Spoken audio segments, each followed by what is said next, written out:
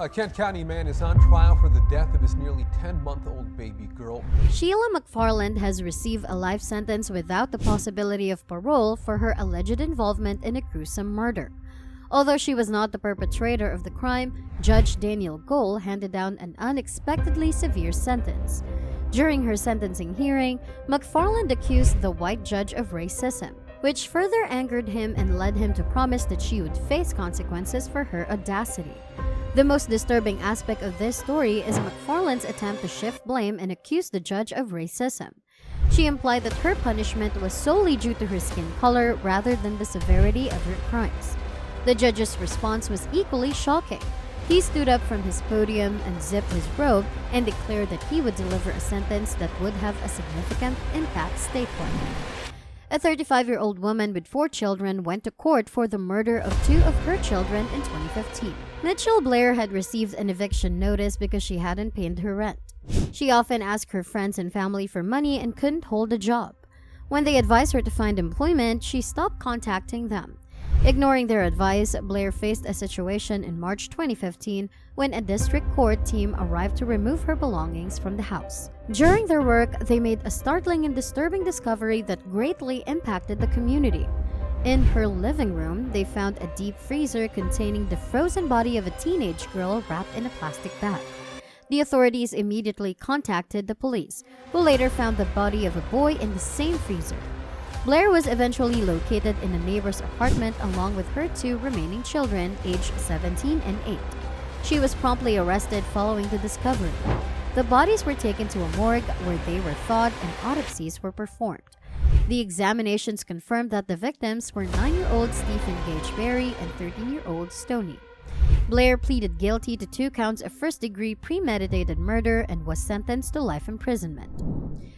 2 women, Erica Mae Butts and Shanita Latrice Cunningham, were sentenced to life imprisonment for the brutal murder of 3-year-old Serenity Richardson. The child was subjected to weeks of horrific abuse, including beatings with plastic coat hangers and a belt. Despite their claims of unawareness, the evidence proved their guilt.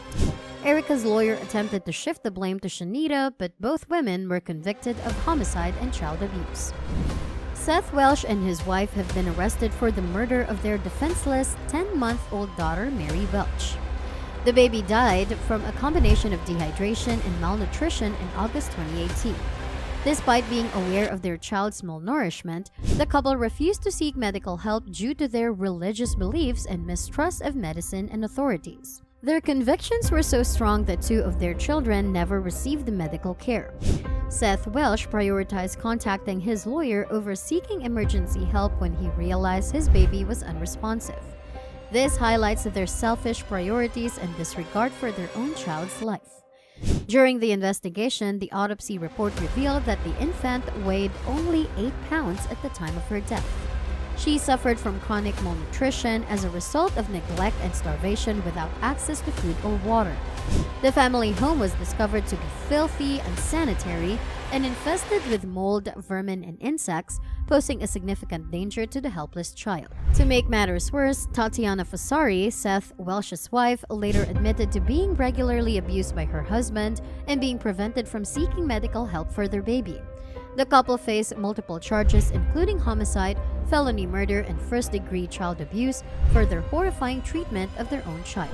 Diana Lovejoy had a tumultuous marriage with her husband, leading to a bitter divorce. The custody battle over their 3-year-old son intensified their bitter relationship.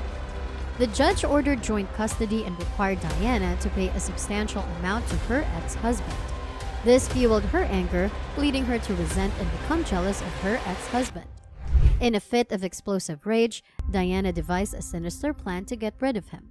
Teaming up with her 50-year-old boyfriend, Weldon McDavid Jr., Diana portrayed her ex-husband as a dangerous abuser who had harmed their child. They plotted to lure him to a secluded location, successfully shooting him in the torso. Thankfully, the bullet missed his heart and he survived. McDavid, a skilled marksman with military experience, stubbornly maintained that he had no intention of killing Diana's ex-husband. He argued that if he truly wanted to kill him, it would have been easy. During her court appearance, both Diana and McDavid were charged with plotting to commit murder and attempted murder. McDavid faced an additional charge for intentionally discharging a firearm with the intent to cause harm. After receiving a 50-year prison sentence, Diana fainted in court, overwhelmed by the weight of her punishment.